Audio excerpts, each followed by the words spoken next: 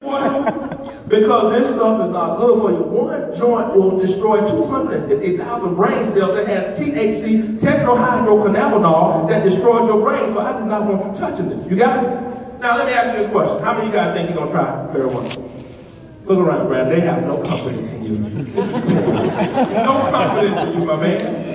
Why do you think he's going to try it? Example. Because what? He's told no. He's told no. Well, why do you think he's going to try it anyway? Example. Generational curse. Yeah. You got it? Everybody get that? I'm going to prove that to you in a hot second, how this is going to work when we take our success test. Okay, where the bullying come from? Let's talk to the parents for a moment. Uh-oh, the wrong way. Children and teens that come from home with parents that provide very little emotional support. Parents, you got to talk to your kids.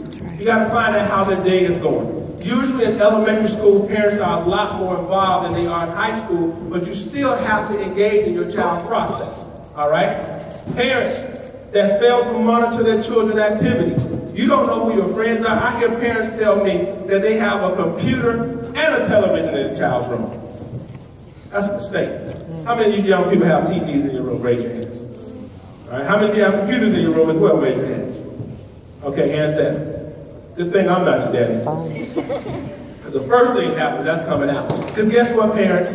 When you go to sleep, and that little angel is in that room, and 95% of y'all got cable, how many of y'all watch Stars after 11 o'clock? Raise your hands. HBO, Cinemax. Oh, the kids are lying. Okay, at least this is my truthful side right here. I appreciate that. All right, guess what, parents? There is nothing good for your child on those channels after 11 o'clock, or even before that, half of the time when you go to sleep. All right, let's keep talking. Parents' discipline styles: extremely permissive or excessively harsh. I'm going to give you two examples. One of my schools in the south suburb.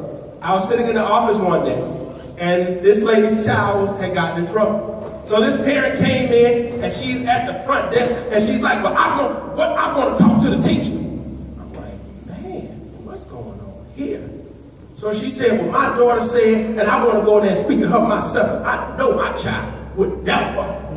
Then she started grabbing air like, I'm like, whoa, I want some of that air like, why is she grabbing air? So I was like, let me get some, but I did nothing for me.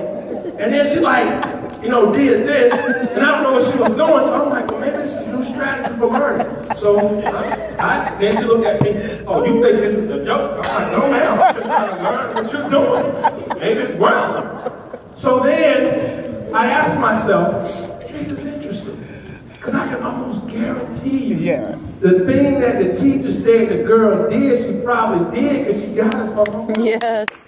And for mom to act like that, I don't work for the school district. I can tell you the truth for a second. The other thing, a friend of mine, one of my favorite students, Mario, at a charter school in South Suburb, only charter school now.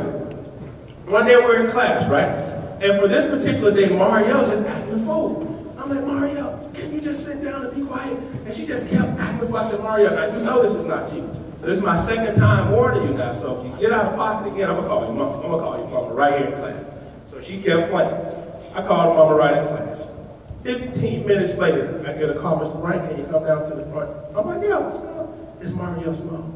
So she says, well, what happened? No, she said, well, I didn't speak to Mr. Bryant. I said, I'm Mr. Bryant, how can I help you? Did you call about Mario? I said, yes, ma'am, absolutely. I said, no, she's really a good girl. But today she was acting a fool in class. She said, call her down here. So they called Mario, can you please come to the office? The mother would like to see you. I was like, whoa. So Mario comes in. I'm standing here, her mom's standing here, she comes in. Mario's face goes. So that told me that she knew consequences were coming. So I don't know why sometimes students misbehave. And so her mom said, what happened? And as Mario got ready to tell her what happened, she slapped her right in the face, right in the office. And she was getting ready to hit her again. And I said, wait, ma'am. I just gave her a side hug. I said, wait. Because slapping her is not going to help her. Yeah. And I began to realize this is why so many of our young people act the way they do. Because parents don't always, Mr. Bear, have the skills, have the talent, have the capability to do the best job. They do the best they can do for what they got, like you just see in the generation. But if you don't have the right tools, then how can you give what you don't have? That's right. It's very difficult, all right? So parents have responsibility as well. It's very tricky. Because no parent wants to be told you can do better. Guess what? I'm 44 years old, I can do better. Everyone in this room can do better at everything you're doing, whether it's on your job, whether it's in your relationship, so we can all do better, so we have to be able to learn from that. Now, we're getting ready to take success tests. I'm going to guarantee you 80% of everyone in this audience is going to fail this success test. So be ready. Question number 1. And you can answer by raising your hand. How many of you want to eliminate bullying? Raise your hand. All right, look around. That's almost everyone. Hands down.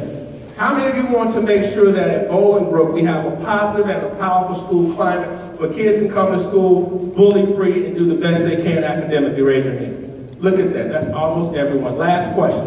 How many of you want these powerful young people to graduate high school, go to college, become successful, and make a positive difference in their family's lives, their communities, and their own lives? Raise your hand. All right, that's almost everyone. If you had your hand raised at any given time, point to the ceiling.